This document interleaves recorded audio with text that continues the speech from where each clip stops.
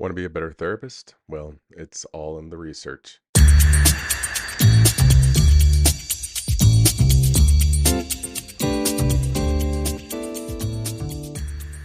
Welcome to the Licensure Lifeline podcast. This is your host, Matt Lawson, and today we're going to be looking into some research methods. I know, exciting, right? Before we get started today, I did want to, remind everybody or point out, if you've never listened before, that we do now have an Instagram page. It's under Licensure Lifeline. I'm posting study tips, flashcards, things like that there.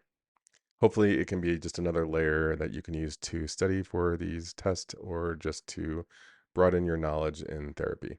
While this isn't the most exciting aspect of therapy, psychology, research design is a really crucial part. Like any science, the research that is done in psychology is just going to allow us to provide better service to people and better support individuals in their needs. So, research design really provides the blueprints for how various things are studied in the psychological field, psychological sciences, and then it's essential for interpreting the data and then applying that information to the real world.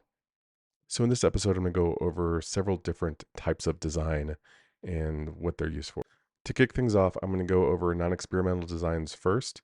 And at the top of this category, we have descriptive research. This is where we describe what is happening within a population. So think of things like a survey or observational studies.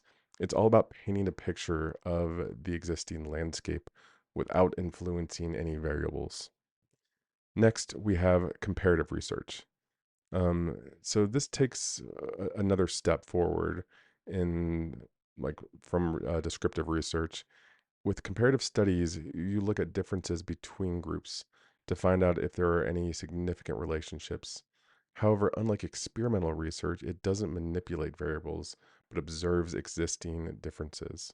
So right off the bat, you're getting this picture of these types of research methods just really being very observational, pretty much hands off. We're not like manipulating anything. We're just seeing what's going on in a given situation. Next up, we have correlational research. This involves looking for relationships between variables. Does higher stress correlate with lower job satisfaction?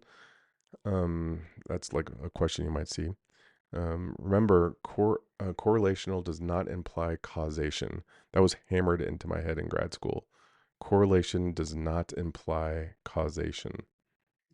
It seems like with a lot of these types of research methods, it's kind of a preliminary start to doing some research.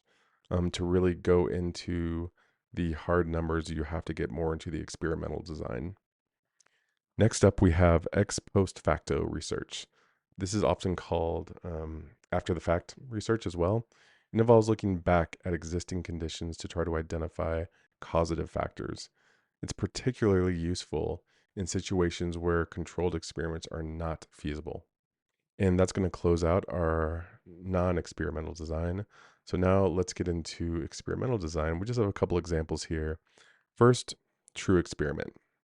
These are kind of the gold standard of what experimenting is about, and what research design is. This is randomly assigning participants to different groups, controlling variables. Research can establish causal relationships between them. And then you have quasi experiments under this category as well. These are similar to true experiments but lack random assignment, which makes them slightly less robust in providing causation, but still incredibly valuable in a field setting. So why does experimental design matter when we're practicing therapy or when we're counseling people? Well, understanding these different designs can really help critically evaluate research studies, interpret findings, and accurately apply evidence based practices to your counseling sessions. There's been a lot of maybe a push lately for evidence based therapies. Whenever you're dealing with insurance companies, that's really what they want to see. They want to see you doing evidence based therapy. And, it's why you have to assign diagnoses with people that you're working with, and then provide a plan to work with them, because you need basically be able to prove that you are using a method that is scientific, that can give results.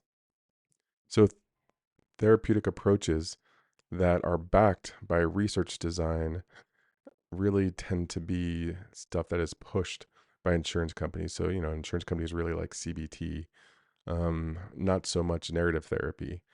But, in the end, you always side with what is best for the individual you're working with, given the situation that they're dealing with. I very rarely see people just completely all the time using CBT or narrative therapy, let's say. They tend to use maybe a combination of both. So you can still argue that you're using scientifically backed methods, with other methods that may not be as scientifically backed. Okay, so that's going to be it for this episode. A very short one compared to what I've been doing. I am going to be trying some new stuff out this week, so stay tuned for some new episodes. I'm really interested to see if people like this new way that I'm considering doing these podcasts. But until next time, keep studying.